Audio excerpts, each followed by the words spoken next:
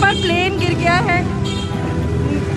Malir cantt के बिल्कुल सामने कॉलोनी में पूरी घर का एरिया है, पूरा पीछे घरों में आग लग गई है। प्लेन क्रैश हुआ है यहाँ पर प्लेन गिर गया है। मलिर कैंट के बिल्कुल सामने कॉलोनी में पूरी घर का एरिया है, पूरा पीछे घरों में आग लग गई है। प्लेन क्रैश हुआ है यहाँ पे। यार जान गिर गया यहाँ पर ना एयरपोर्ट की तरफ, अभी 10 मिनट पहले।